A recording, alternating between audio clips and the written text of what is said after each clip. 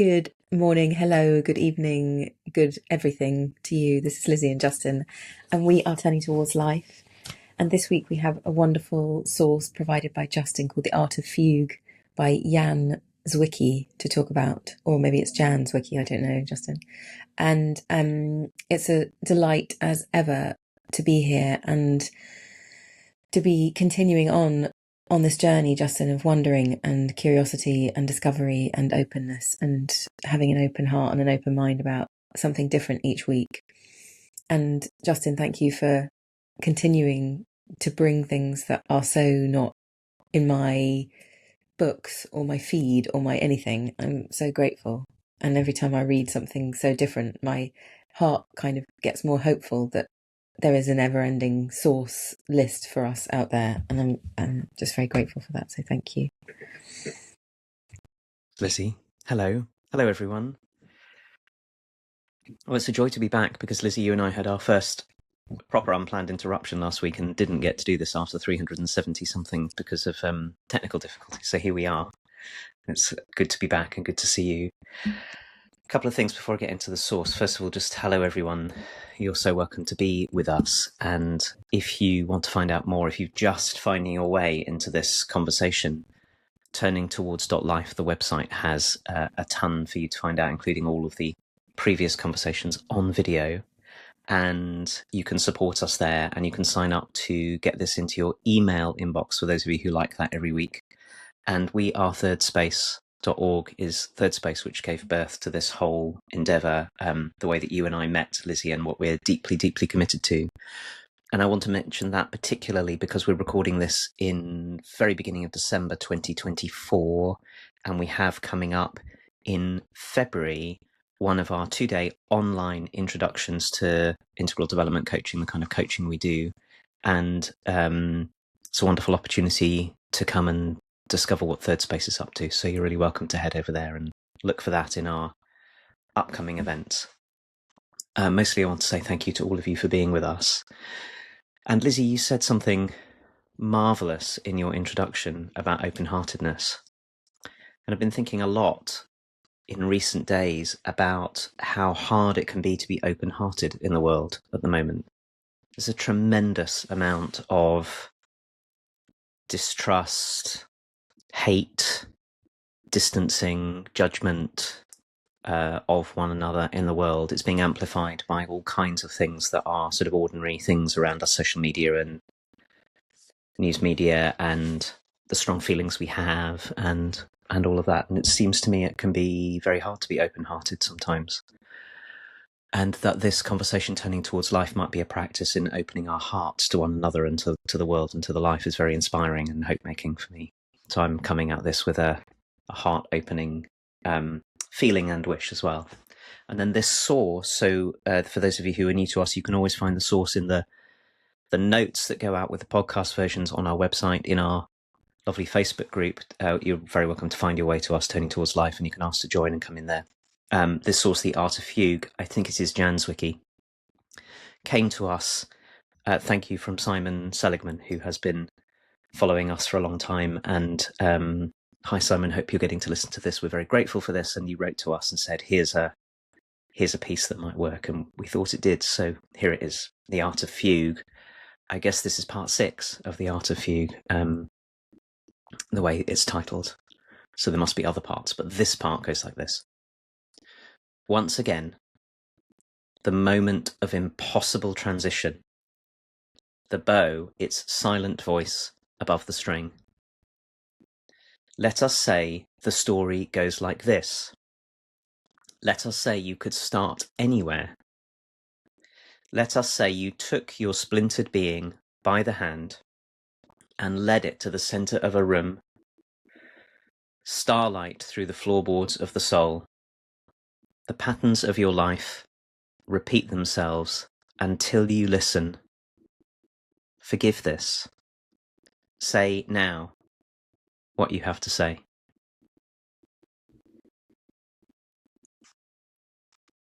Thank you, Justin. Once again, the moment of impossible transition. The bow, its silent voice above the string. Let us say the story goes like this. Let us say you could start anywhere. Let us say you took your splintered being by the hand and led it to the centre of a room. Starlight through the floorboards of the soul. Starlight through the floorboards of the soul. The patterns of your life repeat themselves until you listen. Forgive this. Say now what you have to say.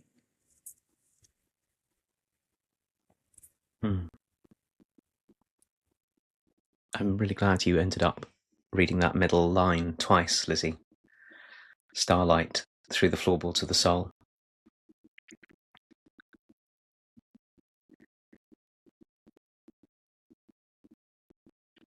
So, one of the reasons I wanted to say yes to this poem, these words by Jan Zwicky so quickly, Lizzie, is it seemed to me that it speaks right into the heart of something that is so painful and so difficult for us, and also potentially so full of hope and possibility, which is, I'm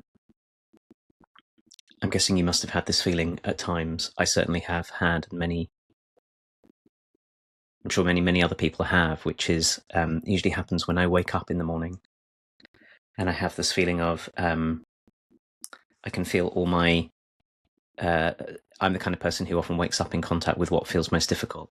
So I'll wake up in contact with what feels most difficult. I'll feel my sadness or my fear or my pain or something like that, and I'll wonder to myself, am I always going to be this way? And then someone like Jan comes along and says something which seems to me to be unquestionably true, which is we really are patterned. I love this line, the patterns of your life repeat themselves.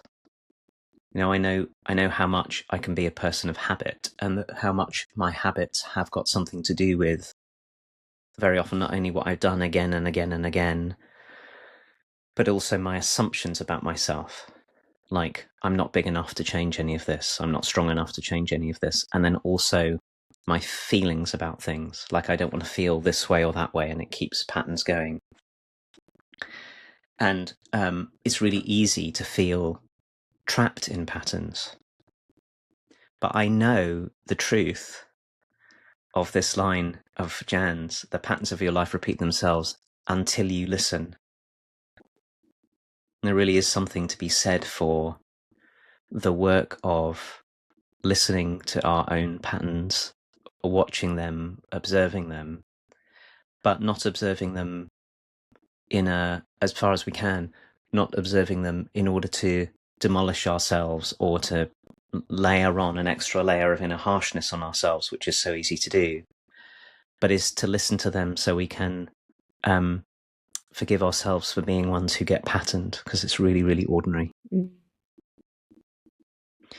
So that's why this line, starlight through the floorboards of the soul, seems so important, because really it seems to me at the heart of this poem is the premise that we find ourselves in patterns for really good reason. We forget that we have taken up patterns that we took up for really good reason, to protect ourselves or to belong somewhere, or because we were loyal to something or something like that. And then when we get a glimpse that those patterns aren't serving, it's really easy to treat ourselves like some awful something, to really be in the midst of inner criticism and shame and all of those kind of things. So I love this invitation. We are starlight coming through the floorboards of the soul. And the first step is to listen, and the second step is to forgive ourselves for being patterned. And then the third step is to realize that there is a moment of seemingly impossible transition when the bow is just above the string and it seems like nothing's going to happen. But if you've ever been to see an orchestra play, you know that moment of silence where everything's poised does turn into music. And it takes, in a way, where it begins is very often a simple move, the contact between something and something else that weren't in contact before, not a life-changing reorder my whole life move, but sometimes a really, really small move that brings the bow in contact with the string. That's really beautiful, this I was really drawn to the relationship between transition and patterning when you were talking, Justin, and that thing you just said, that so often I think in the transitional moments of my life, it feels like crisis of some kind. It feels like you said, everything has to change. Like there's something monumental has to give here. And sometimes it is that moment of just one thing being in touch with another thing where they weren't touching before. And then a whole different something opens up that you just couldn't have even imagined, from that place of feeling like the world has been turned upside down or something. And I was thinking as you were talking, Justin, I was watching myself yesterday in some general task that just normally makes me feel resentful because I don't want to do it. And lots of kind of voices come up in me. And it's one of those ones that has to be done. And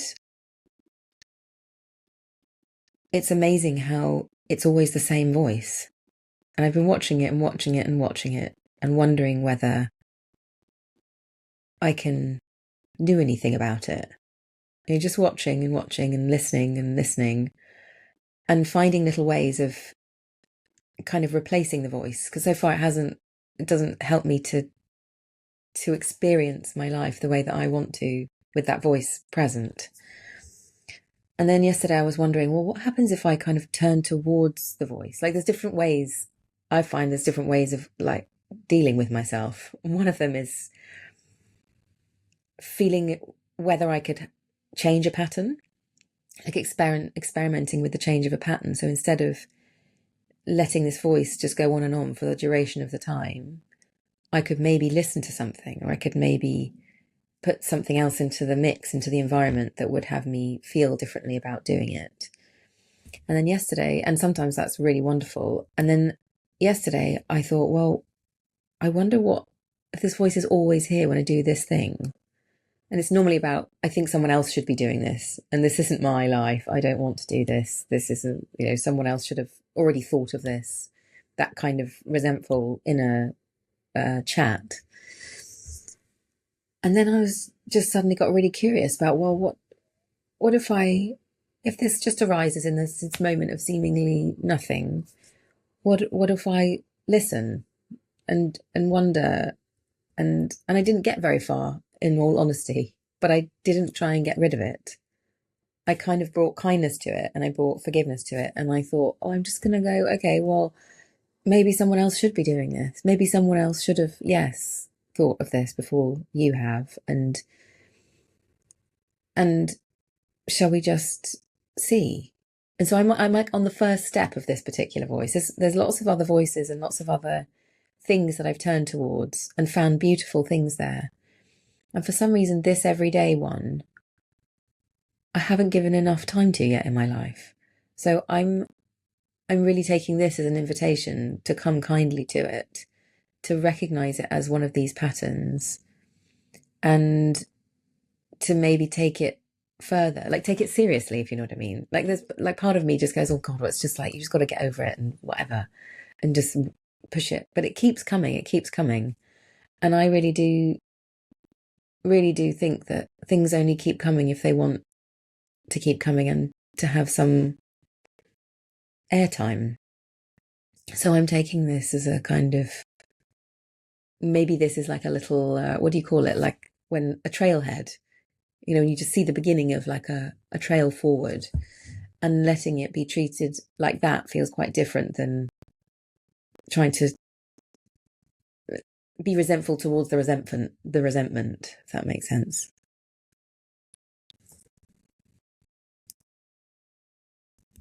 Seems in the way that you're talking about you, Lizzie, it seems like in a way it's such a gentle move, which is to go from being in the midst of a pattern and sort of taking it very, very seriously, or being caught in it, or having it feel very, very big, and which maybe it is, but taking it, as Jan says, taking it gently. She doesn't say it this way, but taking it gently by the hand and leading it to the center of the room. It's a gentle move, and it's in feeling what you're saying. It seems to me you're talking about ways in which we can sort of gentle ourselves with our big patterns, particularly the ones that want to say something to us, particularly the ones that carry difficulty or some kind of constriction or pain in them. And I was thinking whilst you were talking, I've never really thought about going. I've been quite a lot of times to go and see orchestras play, and I've never really thought about it. I have also played in an orchestra, actually, and there is that moment. I haven't played in an orchestra since I was at school, I must say, but there is that moment before, or I'm going to give a talk this morning, actually. It's the same thing. Just before it begins, just before, when the conductor raises their hand and there's this sort of breath of silence, and it does feel for a moment like, will this ever happen? Like that silence feels like it could go on forever, and it's going to take quite a big thing for everyone to actually make the move to get their bows on the strings so something can happen. But it's actually a very, very short move. It's a tiny distance. And I'm appreciating in what you're saying and in what Jan is writing that the things that we get really stuck in, whether it's worrying or not speaking up for ourselves or ignoring what's important or not sleeping enough or whatever it is, when we find out that there's a move that's equivalent to the move between the bow just being above the string and being on the string, that we can come to with some gentleness and some curiosity, and that the pattern might itself want to be known in that way, it starts to give us a way for the starlight to come through that's always been waiting, that might have been held out. And at least for me, one of the things that really touched me in what you were saying is the wonderful sort of double loop part of this is the very pattern that I've been working on for a long time, but has taken on a new possibility in the light of this poem, actually, is working with how unbelievably over serious about everything I can get. I can get so over serious about things that I walk around my life with an enormous degree of inner drama. It's really easy for me to do. And because it feels very, very big, it can feel very difficult to know how to work with it. Sort of like some kind of great cataclysm has to happen for things to be different.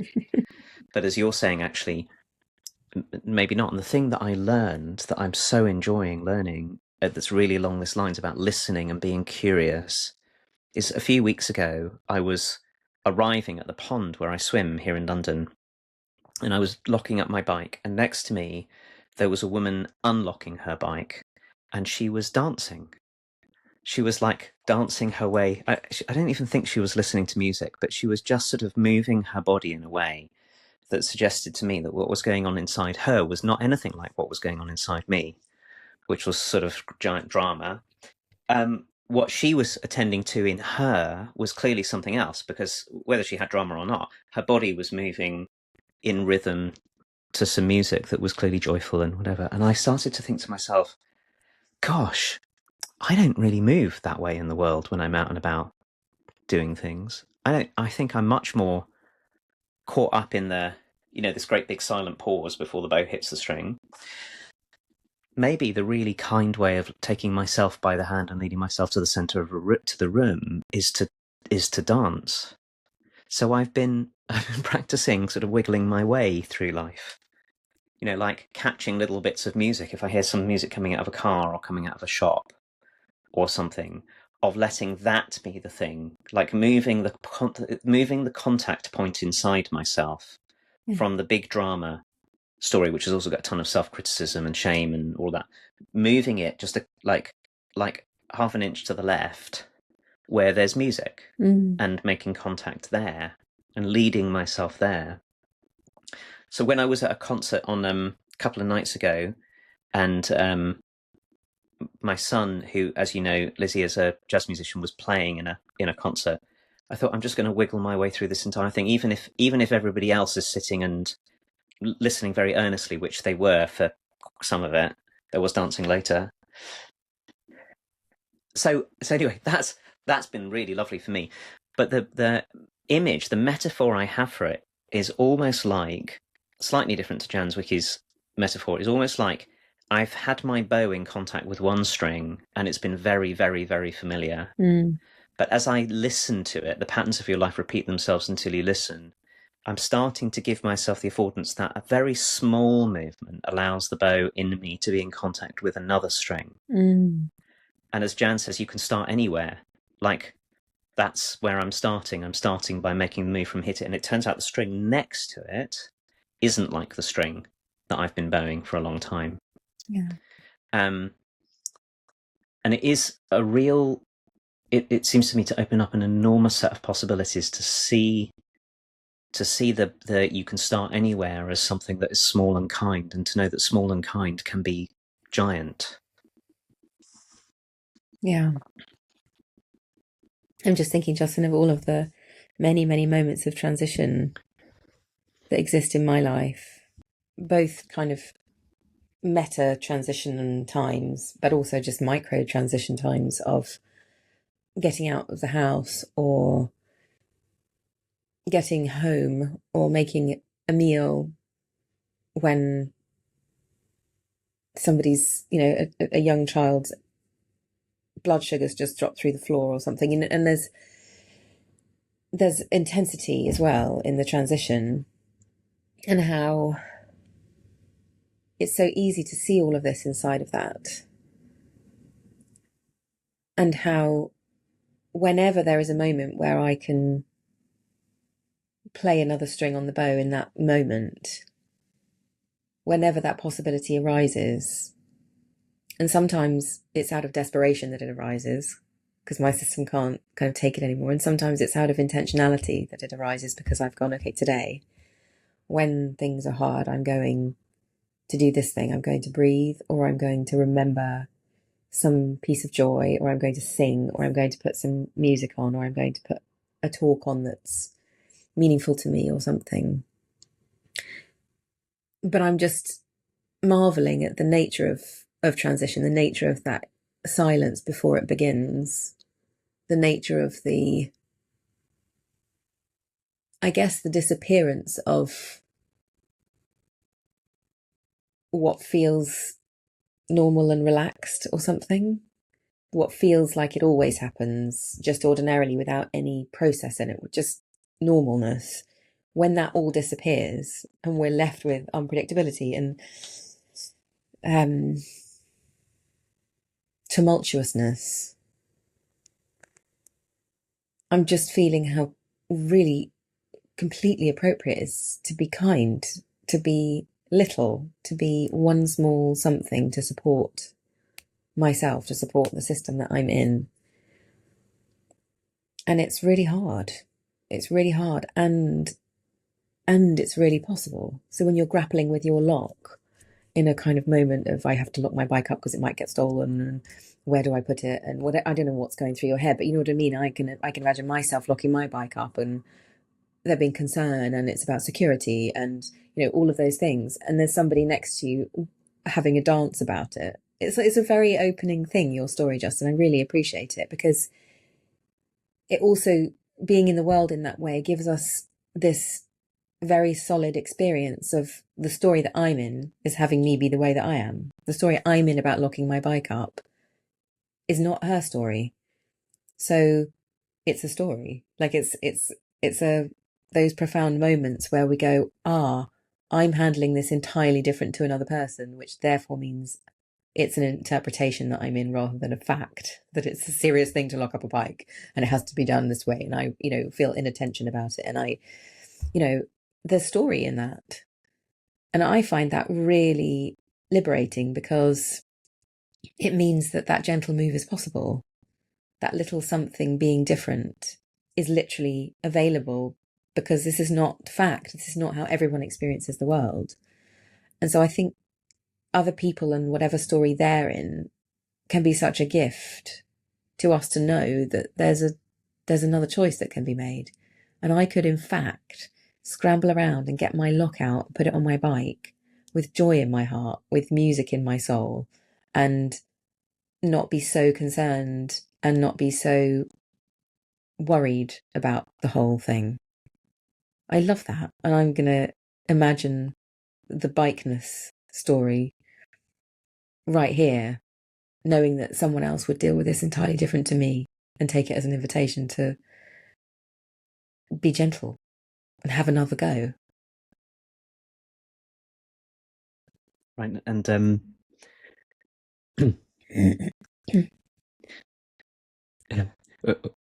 where I'm going with this as you're talking, Lizzie, this gosh, so striking. I think I know about this, but then I forget, which is maybe this is the whole point. This is what being human is like.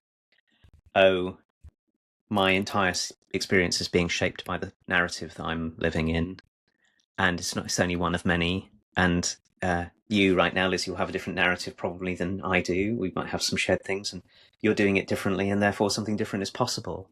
And that it so much comes down to the story. So of course, if I'm in the story that everything is drama, then the woman dancing next to me while she unlocks her bike doesn't make any sense. Why would you do that? It's because there's a different story that's possible. And it's reminding me of, because we're talking about music, it's just reminding me of film soundtracks. And I don't know if you've ever done this thing. I think we've talked about this a little bit before, where you watch a very frightening film, but you put silly, bouncy, laughy music over it, and it's just not so frightening anymore. Or you take something that's a comedy and you put some frightening music behind it, and suddenly it looks and feels completely different. That in a way, stories and soundtracks are not that different to one another either. And so I'm thinking about this work of shifting the bow to another string is the move. It's also like choosing putting on a different playlist at that point, just to know that would. I'm not talking sometimes literally putting on a different playlist is the thing to do. And that for each of us it's different. So for me it tends to be going from over seriousness and over drama to joy. And for other people it will be going from light playfulness, like everything's trivial, to really taking something seriously that we haven't taken seriously before. And I guess that's also true for me that way around sometimes too. But to start to see, and the other part of it that really struck me from what you said was about being small enough. All of us make ourselves too small some of the time, but a big trap is trying to be too big, is trying to think like I need to be godlike. If I'm going to change anything, I need to change everything about my life and everything about me. And even imagining that we could do that. No, what we need to do, what really helps us for us to realize that we're also quite small, and to make the move that we can make, which is also giant, because it's also the move that we can make inside ourselves. Also, the small move, Justin, isn't ever small, actually. It is small in the moment, but anything that opens a different world or a different possibility is a huge experience for this humanness that we are. Like, to see something from a different place is a huge thing. To know that as humans we've gone like small, and this is who I am, and then this is how I am, and then all of a sudden, oh no, maybe I could be a dancer whilst I'm doing the washing up or doing my bike lock. It's like a massive thing. It feels huge to me in this moment, like a profound, oh, so if that could be different, then what else could be different? If I can make this little tiny move and it feels in my experience so different right now, well, what else is possible? And how else could I bring myself to my life? And which other areas of my life that aren't locking my bike up and doing the washing up or whatever? Well, if I brought myself differently in a different setting of some kind, what then gets made possible? So I'm feeling the hugeness of the smallness, and the tiny move being, the trajectory of the tiny move being huge, like foundational to me. Yeah. Here's to tiny steps that are giant. Yeah. The patterns of your life repeat themselves until you listen. Well, what a wonderful conversation, Lizzie. It's such a treat to be in this very long conversation and it still be alive in the way that it is. And I think that's also because we keep on making moves closer in, more into contact with things that are real, rather than trying to, reach for something unreachable. And in doing so, It's real and alive and necessary and powerful, certainly for me, and I imagine for many other people as well. So thanks for being in this conversation again with me this week, and thank you all of you for being with us. And we're going to end here, and all being well, we will be back with you next week with a source chosen by Lizzie. Bye, everyone. Bye, everyone.